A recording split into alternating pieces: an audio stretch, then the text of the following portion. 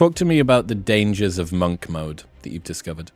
So monk mode is an intensive period of self-improvement that loads of young guys have been on recently. It's where you'll cut off everyone, even you will start spending less time with your family, your friends, and you'll go hard on self-improvement, go into the gym, meditating, eating clean, journaling. You can grow a lot during that time, but the danger is that then self-improvement becomes detached from social skills. And then you become what I call a self-improvement autist, which is these guys who are, doing the Huberman morning sunlight routine, and they're meditating 15 minutes a day, and they're doing the zone 2 cardio, but they're just fucking weird. They don't know how to interact with other people. They can't hold eye contact. They can't shake a hand. They've got weird body language when they stood next to people.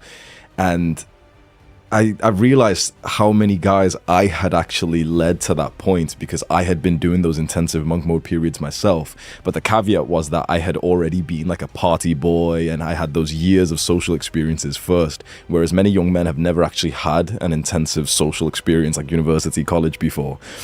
So these days, I don't actually recommend monk mode to most young guys because I think that being able to navigate your relationships with other people, family, friends, being able to be in the middle of like a social event, party, date, whatever, and actually navigate that in a way where you're present and charming is so important. So I recommend something which I created instead, which is what I call the Adonis Protocol, which is kind of like monk mode, but we add in at least one social event per week. And if you want to as well, one date with a woman as well. Yeah, I think monk mode is a very good excuse for people that are introverted to feel noble in their introversion. And it turns something which is like an aversion to going out into the world, an aversion to making friends or putting yourself in uncomfortable social situations. It turns that from something which is a flaw to something which is a virtue. And you begin to get prestige for actually not doing that thing. And so many people, there's this idea called the inner citadel by Isaiah Berlin, and it basically says that if you can't get what you want, you must teach yourself to want what you can get. So you injure your leg in battle, and if you try and fix it when it doesn't work, you chop the leg off and announce that the desire for legs is misguided and must be subdued. So many people reverse engineer a life that puts them on a pedestal. The same thing as how many people that are polyamorous here in Austin that have tried to make a monogamous relationship work a couple of times, got their hearts broken, and then gone, oh, well, this is because we're not designed to be that way. So people retreat into their inner citadels all the time. And I think monk mode in many ways is that. And you're right, the goal of monk mode is to be better as a human. So the retreat from distraction, from social life, and I did 1,000 days sober, 500 days without caffeine, 1,500 sessions of meditation. Like I did the things, right? Very, very intensively.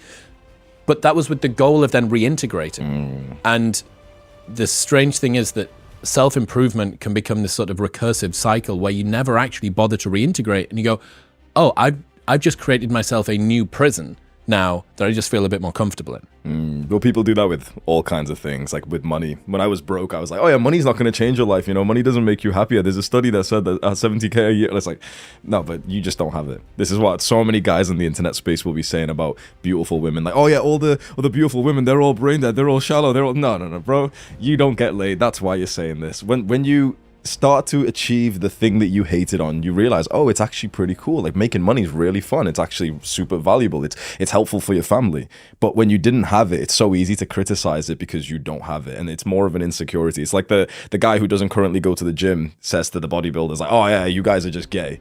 It's like, well, bro, you wish you looked like me. Let's be honest. Yeah, it's. I had a friend who was training for a bodybuilding competition that I lived with. And he was like a bit of an introverted guy, and he, through his prep, went hardcore monk mode, but obviously all dedicated toward the bodybuilding competition. And then it finished, but the habits didn't finish. He stayed in the same sort of very retreated, very insular kind of life. And I thought, oh, that's sad. That's someone who has found a way to make something that is a weakness become a noble virtue, and now he's like attached his sense of self-worth to it, and he's probably very nervous to then go back out into the world and be like, oh, how do I even do the social thing? I kind of haven't done it for a while. Everything feels a little bit awkward, and you just get into habits as well. It's not even that conscious and that front brain. It's like, well, I just go to bed at 9 o'clock, like 9 o'clock's my bedtime or whatever. it's so easy for the guys who are watching me to say, sleep deprivation is really bad and I have the bedtime and I stick to it every night. There's a party. I'm not going to go, guys. And everyone will be like, oh, yeah, legend. Oh, Sigma male. And, you know, people will validate him for that. But they don't realize that if that kid goes to the party, he would have learned more in that 5-hour space than him reading 10 books on social skills. For the guy who's saying, oh, yeah, women aren't worth the distraction, bro. He'll have more personal development from going on a date with a girl and even if it doesn't go well, let's say even if he gets rejected, than if he just stays at home and then does another gym session, which, you know, he's already in the comfort zone for. So people don't want to be pushed out of their comfort zone, and it's really easy to criticize the thing rather than to just admit, oh yeah, I'm a little bit scared of it going wrong. When you're doing personal development and it's either guided by yourself or it's in a very controlled environment, which is basically what monk mode or any kind of social retreat is, you make probably quite consistent progress, but it's very linear. You never have any huge black swan events. But doing things with other people, like if you go on a night out and you get drunk in Manchester and lose your keys and have a fight with your friend, that's a big black swan event. You find out a lot about yourself and about how you deal with pressure, and maybe you get into a fight, or maybe somebody tries to like rob you, or you get into a relationship with somebody and then you have to go through a breakup, or you get jealous, or you have to learn about how to integrate emotions. All of these things are huge step changes in terms of your learning experience. And you're right, like it's people who think that all of life's goals can be achieved from the comfort of your desk seat, and it's not. That's the training ground. The actual competition floor is out there in the world. I've read a lot of books on social skills, relationships.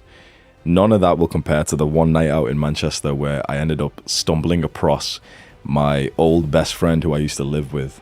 And I had backstabbed this guy. Like, I fully fucking ruined his life. Me and him fell out. We had arguments. I hated his girlfriend. It was like this. We were close to fighting each other.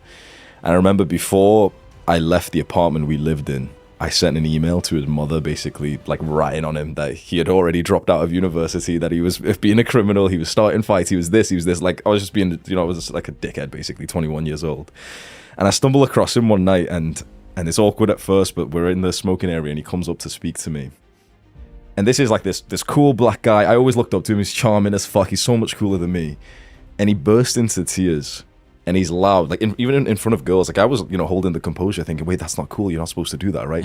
And he let it all out. And he said, like, I saw you as my brother. You were like a brother to me. I can't believe you did that. That was completely off limits. You shouldn't have done this. He didn't hurt me, but he grabbed my shirt like this. He expressed anger.